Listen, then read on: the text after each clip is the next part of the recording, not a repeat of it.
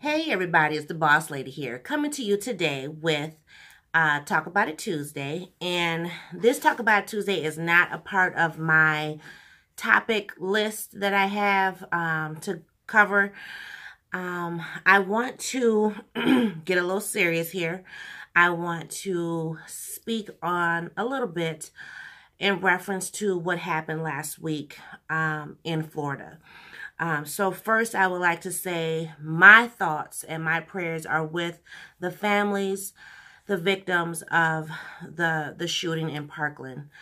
When I found out about what happened, I actually, that was Valentine's Day, I believe, and I was cooking. I actually was recording at the time. So I had got a message from work letting me know that there was a school shooting and to turn on the news and everything. And I actually chose not to turn on the news right away. One, because I was preparing my meal, but two, Miss Peanut had just came home from school, and so I didn't want that somber feeling in the home at that time. So I internalized it myself. When Bossman got home, you know, we touched on it a little bit. And then we went on with our festivities.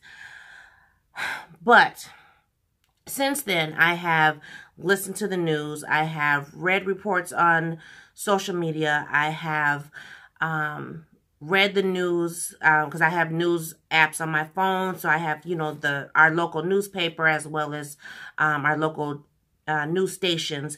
And so I was listening to different things. And then, of course, you know, the biggest thing was, you know, the president of the USA, you know, doing his tweets and then people responding to his tweets and things like that. And so I want to take a few days to digest before I spoke on it. I wanted to pray on it. A lady that I follow, she was very passionate about, you know, what happened and very upset, and she was given the charge of what should be done. And, you know, a lot of people have been putting out the charge of what should be done or what should not be done. You know, some people are saying stronger gun laws. People are saying give teachers guns, and I don't know. So let's get into this Talk About It Tuesday. One thing that I noticed, you know, in my research and things, and my news kept, you know, kind of putting this out here, is that there has been 18 school shootings since January 1st, 2018. That's alarming. And even one was here in my own state in Minnesota, not local area, but still in my state.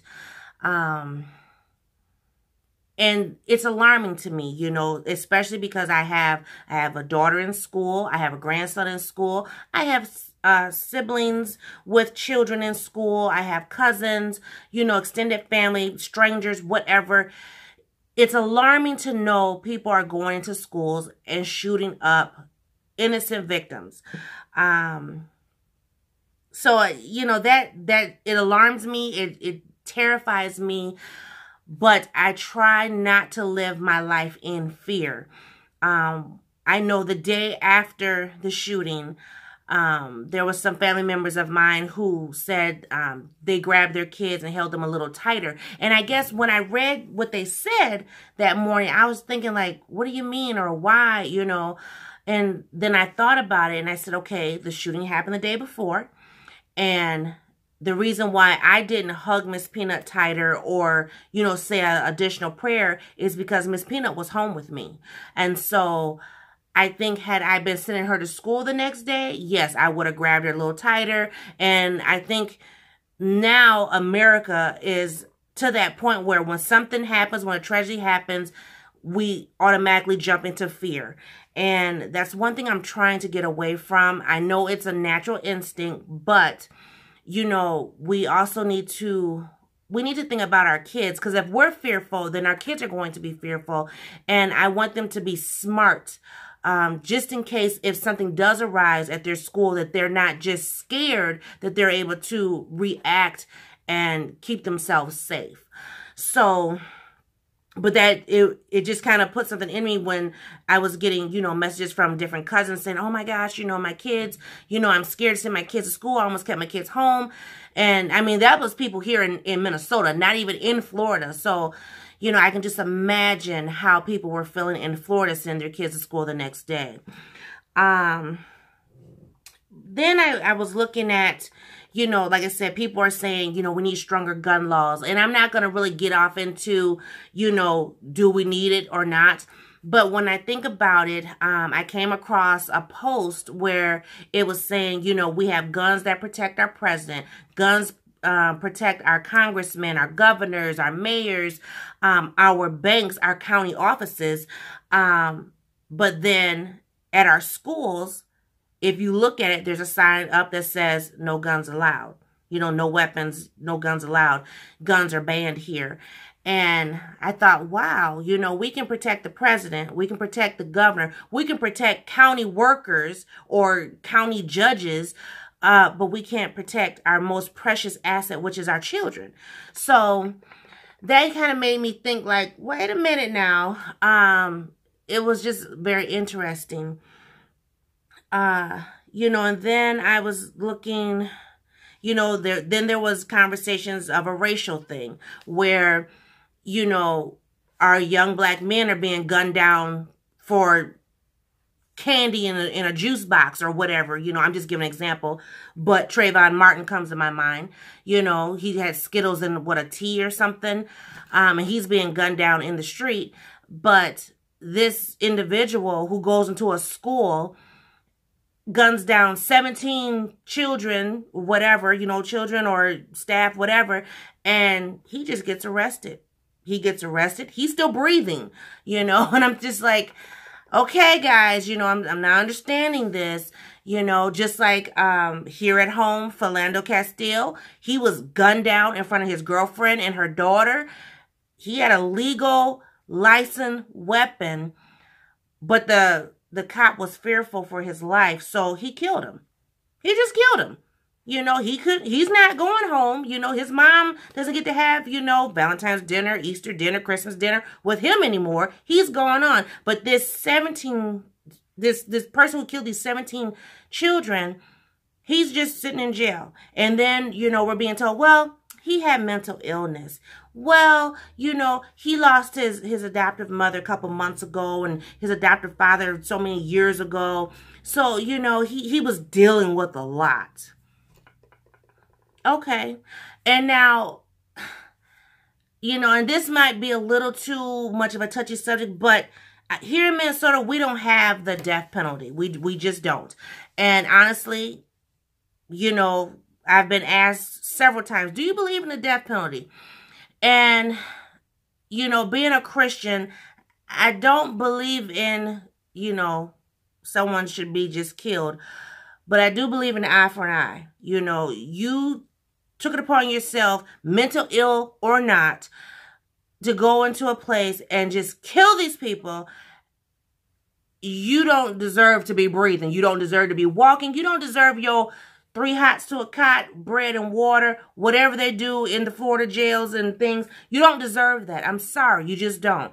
But I'm going to pray, and I have been praying because, I know that's my flesh talking, but still, I don't know. I think about, they keep hyping up how, technically he don't have no parents. He's 19 years old. Well, okay, if you're 19, that means you're an adult. So whether you have parents or not, you're an adult. So you being an adult, because see, in our state, when a child turns 18, regardless if they have graduated high school, went on to college, whatever, as soon as they turn 18, they are considered an adult. So this young man is 19, from my understanding. He's an adult. So regardless if he had parents or not, yeah, he needs to be, dealt with to the fullest extent of the law. But I think about parents. Now, in my house, we are active in our children's lives. I mean, very, very active. You guys know everything pretty much I do with Miss Peanut and then some, you know, and pretty much what I've done with her, I've done with baby girl, maybe on a different scale, but still. But we are active, you know. When baby girl was coming up, you know, and she was becoming a rebellious teenager, yes, I can say that because she was. I'm going to be very transparent. You know, we were very involved in trying to figure out what's going on with her. You know, we were the type of parents, we did room checks. We, you know, and not just room checks, but random room checks. She come home from school, give me your backpack. Let me see what's going on in here. You know, we see something we don't agree with. What is this? Why is this? Where it come from? Who you been around? You know, things of that nature. That's the type of parents we are. And I'm not going to say a word because we still have a baby coming up. But that's the type of parents we are. You know, we are very in tune to what's going on. I can always pick up on when my kids are not on the same level that they were the day before. And I'm like, okay, something's not right. I might sit and talk with boss man and say, you know, I've noticed this, what you notice. You know, and so we'll kind of tag team a little bit till we figure it out. And then, you know, we deal with the child accordingly. But to this day, parents are not being parents. And part of it is because it's not just parents not being parents, it's society, it's the government, it's, you know, the law, CPS or whatever you want to call it. They've taken their power. And my charge to parents is you need to take your power back. And government needs to see, okay, you're telling us we can't discipline our children, but then you want to discipline our children. And for our children, and I'm talking about our black children, you're not disciplining them. You're just killing them. Because one less black boy, one less black girl, you're fine with that. So, you know, us as parents, black, white, purple, green, polka dot, we need to take back our power. You know, just as well as I'm working with Miss Peanut and I'm working with my coworker and her girls, you know, and we're going to work to make sure that they are empowered and positive and that they love themselves and love their fellow, you know, friends and things. You know, we need to do that across the board, boys and girls, mothers and fathers. It shouldn't just be mothers doing this, but fathers too. You know, now boss man, he does what he does with Miss Peanut, and I'm cool with that. You know, and then I do what I do, and then we come together collectively, you know. But parents need to take back their power. Parents need to be about their business. You know, if your child is sitting up on the phone and it's after a certain time, you need to tell them, hang up that phone. Give me that phone. That phone stays in a central location. It doesn't go to your bedroom. You're not going to be on it all night. You're not going to be on your laptop. This is what it is. You know what I'm saying? You're not going to be on social media and doing all this stuff. If your kid is getting in trouble in school for bullying, you need not sit and just defend your child. You need to really research and find out, is your child being a bully? Because, see, that's what I've been finding out, too. And maybe that's because I just saw this movie last week, and it's called Wonder, and it's a very good movie, but they touched on bullying. And in the movie, and I'm not going to give it all away, but in the movie, this boy was bullying the little boy, Augie, the one with, you know, his face was disfigured. And the boy who was the bully, his parents, his mother, did not believe that her son was being a bully. And so if Augie really wanted to, he could have blew up the school because nobody was taking him seriously. You know what I'm saying? But I was happy that the administration of that school in that movie stood up for him and made sure that he was okay. You know, but our schools need to stand up. They need to take into account of all this bullying that's going on. You know, if you get wind of something, you need to take heed to it. And basically, from my understanding, there was information that was given to the FBI about this young man down in Florida. They didn't act on it. Why? You know, take this stuff seriously so we don't have these shootings. There should not be 18 school shootings from January 1st to now. It just shouldn't be. It's ridiculous. You know, and Miss Peanut goes back to school today, which is Tuesday when you're seeing this video.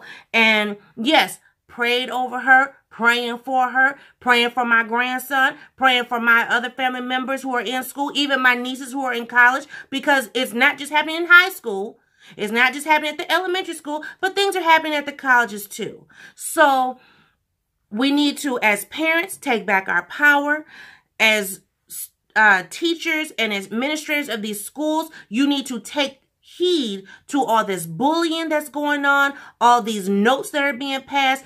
Call the police. I don't have a problem with that. You know what I'm saying? Because you need to step up and make sure to keep these kids safe. Now, should we have guns in the school? I don't feel comfortable with no teacher having a gun. I'm just being honest. Now, I have been seeing different like videos and stuff, even on YouTube, where folks are fighting the teachers in the school. Okay, if you just watch those videos and you're seeing these kids are fighting, teacher jumps in to break it up, and then they start fighting the teacher, what would you think if a teacher just hauled off and pow, pow, just popped your child? You know what I'm saying? Now, granted, your child shouldn't be fighting no teacher, but I don't believe in a teacher having a gun either. I think that is just totally wrong. But there needs to be some new laws in place. What they are, I will not go into because I'm not going to have that back and forth on my channel. But there do need to be some new laws as far as the guns and things are concerned. You know, teachers, administrators, superintendents, they need to take back their power. They need to make sure that they're not being scared of the parents, not being scared of the children. If you're bullying, zero tolerance, period. If someone is being attacked, they need to know this so that they can stop it before it gets to the extent of what happened last week. Seriously. And then parents, you need to step up. You need to step up. Mothers, fathers, aunties, uncles, cousins, grandparents. If you are a single parent, you need to seek out other parents. Seek out other relatives that will help you with your children so that that child will be productive in society. When I had baby girl, I was a single parent. Okay, I was a single parent for 2 years before I got with Boss Man. And I had my mom, my dad, my grandmother, my sister, my brother-in-law, and all extended family to help me with that child. Even after I got with Boss Man, because we didn't get married until 12 years into our relationship, I still had extended family. She had godparents, cousins, whatever, to be there for us. You know, now granted, she still was a rebellious teenager, but I still had a support network to help kind of deflect some of the stuff that was going on. You know what I'm saying? So if you're a single parent, you know, you don't know what to do, you need to seek out some other parents. Don't be afraid to ask for help. Even if you got to go to your county office and say, hey, can I speak to somebody, anybody who will listen to me to help me with my kid? Because I will tell you, when my child got to be very rebellious, I said, you got two choices. I can take you to juvenile detention, or I could take you over to this place called St. Joe's. That's where they drop off kids and kids don't have no parents. Or that's where they take kids when they have to be taken out the home. I said, I will politely take you myself. You don't have to run away. You don't have to, you know, be taken from the home. Honey, get in the car. I'll drop you off. Seriously. Or if you want to be on the street, I'll drop you there too. I mean, that's to the point that I got because we were getting to a point of it was just being too much rebellion for me. But, you know, that was me owning my power with my child. You know, I sought out. I even talked to juvenile detention like, hey, what we need to do? Do y'all got a scared straight program? Something? You know, but these kids that they keep saying, oh, they got mental illness. Okay, so what are we doing about this? Because I know here in Minnesota, we got mental illness clinics. You know, we got few for kids. We got some for adults. So, you know, why aren't these people getting help? You know, or is it because our health care is so flippin' expensive that they can't afford it? Because I'm a taxpayer. I work every day. 40 hours a week, 80 hours a pay period. My health care is so expensive. It's ridiculous. But I guarantee you, if my child, if she needs anything, I will go without. Boss Man will go without so that baby can have what she needs medically wise. I'm just saying. Okay? When she got sick with the flu, they said, ma'am, they came to me. They said, ma'am, your insurance, if we give you the name brand, it's going to be $160 for Tamiflu. If we give you the generic, it'll be $133. I said, okay, well, give me the generic, you know, but we paid for it. She had it. I wasn't going to let her go without and let her be sick. So, parents, if your health care is too expensive, go to the county office. They'd be glad to, hey, do what you got to do. Do what you got to do to take care of your kids. Make sure, maintain their health, maintain their sanity. So if they got mental illness, get them help. If they got medical issues, get them help. But don't allow them to just go unmedicated or whatever and then go and do things and disrupt all these other lives. Because think of all the lives that have been disrupted because of this one person. Because they keep saying, well, he has mental illness. And well, he had a loss just a few months ago and a loss so many years ago. It made me think about a tragedy that happened in my family a few years ago. I had a cousin who, you might as well say, was murdered. And her child lived. Her child was about, he was either a year and a half, 2 years old, okay? He's now about 5 or 6. And that's a lot of trauma because not only did he lose his mother, but he lost his father too with this tragedy. So, he's going to eventually have to know what has happened. You know what I'm saying? So if he gets to that point of being 19 and just flips out, will he go to jail? Will he just, okay, I'm just going to go to prison for murder? For whatever I do? You know what I'm saying? Get help now. Seek help. I'm sorry. Evidence was there long before, just a couple of months ago, before, his mom passed or whatever. Evidence was there to get that person some help. Seriously. But my thing is, okay, we talk about this, we read in the news, but, is it just a plot just so we can get these stronger gun laws too? I don't know. I mean, there's people now who they're upstanding citizens and still can't get a gun for whatever reason. Get a legal gun. I ain't talking about no street gun. I'm talking about a legal gun, so that they can protect their family and whatever. So, there's a lot of variables going on right now. But as far as our children, as far as the bullying, as far as the administration and the teachers, the parents, it's time to wake up, you guys. We are in 2018. Ever since we've got that new administration that came into effect, okay, things have been happening like crazy. It's time to wake up. It's time to get on the good foot. If you are not a praying person, you need to find somebody's church. You need to find the Bible, open that book up, and read it, okay? We are getting to be towards our last days. You need to be ready. You just need to be ready. And the first thing you need to do is protect your babies. Protect your babies. Protect your babies. If you got a bad seed in your home, you need to handle that business. And for those who don't understand what I'm saying, message me. Don't even put in the comments. Private message me and I'll tell you exactly what I mean. You need to handle your business with your children because it don't make no sense. That's the reason why I took Miss Peanut out of the school she was in. All that bullying and stuff, administration wasn't helping us. Teachers wasn't helping us. The teacher was like, oh, well, this has happened, but then backpedal. Then the principal, oh, okay, well, we're going to deal with it, backpedal. And I'm up there acting a queenly fool. Do you hear me? Now, y'all know I don't play when it comes to my peanut, but at first I went up there very cordial, very respectful, and then as time went on, it was like, wait a minute, this is going on, that's going on, that's going on. I didn't want my baby to be to the point where she was like, you know what? I'm just going to blow up the school. Y'all done got on my nerves. Y'all done fussed at me. Y'all done did all this stuff and teased me and whatever. I'm just going to blow y'all up and be done. Really? And now people are saying, if kids are doing this stuff, they want to have the parents be held accountable. Are you serious? Are you serious? No. Because there's a law here. There was some type of law that was passed a few years ago. And this was back when baby girl was like 12, I think. 10, 12, something.